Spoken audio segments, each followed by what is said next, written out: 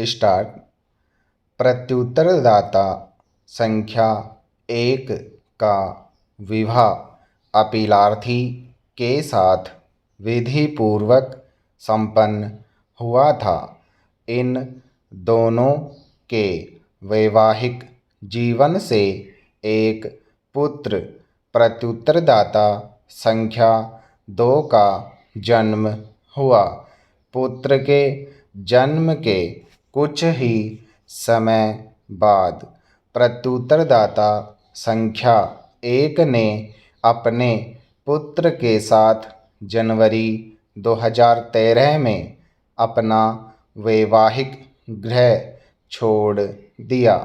दिनांक 2/9/2013 को पत्नी प्रत्युत्तरदाता ने परिवार न्यायालय के समक्ष दंड प्रक्रिया संहिता की धारा 125 के अंतर्गत स्वयं एवं पुत्र के भरण पोषण के लिए एक प्रार्थना पत्र प्रस्तुत किया, जिस पर परिवार न्यायालय ने अपने विस्तृत आदेश दिनांक 24/8/2015 के द्वारा पत्नी प्रत्युत्तरदाता संख्या 1 को दिनांक 1 सितंबर 2013 संख्या 15,000 रुपये प्रति माह तथा पुत्र प्रत्युत्तरदाता संख्या 2 को 31 अगस्त 2015 तक के लिए 5,000 रुपये प्रति माह तथा उसके बाद याचिका में अंतिम आदेश पारित होने तक के लिए 10,000 रुपये प्रति माह अंतरिम भरण पोषण का आदेश दिया।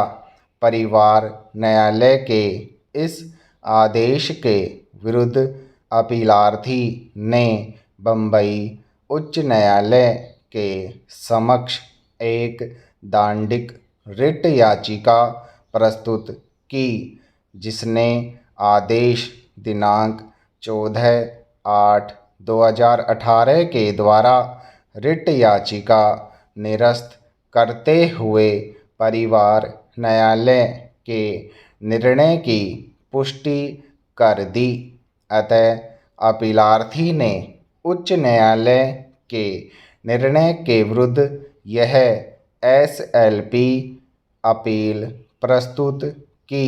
पैरा।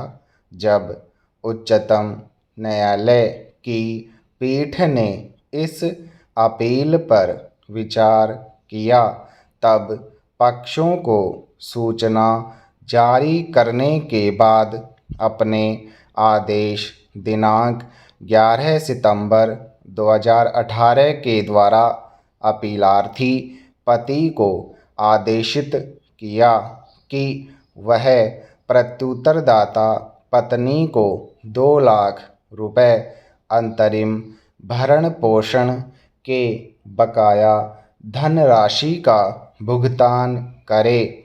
बाद में स्वयं अपीलार्थी ने स्वीकृति के आधार पर 3 लाख रुपये बकाया अंतरिम भरण पोषण का भुगतान करने का भी अपीलार्थी को आदेश किया गया।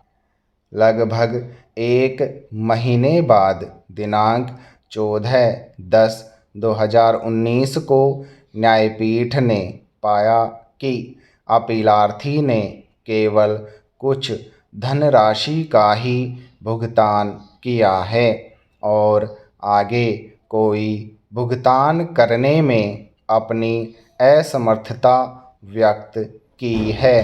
फिर भी मामले के तथ्यों और परिस्थितियों में अपीलार्थी को न्यायालय ने 23 नवंबर 2019 तक पूरा भुगतान करने की चेतावनी दी, जिसमें विफलता होने पर जानबूझकर अवज्ञा करने हेतु न्यायाधीश अवमानना के अधीन कार्यवाही किए जाने का भी आदेश दिया।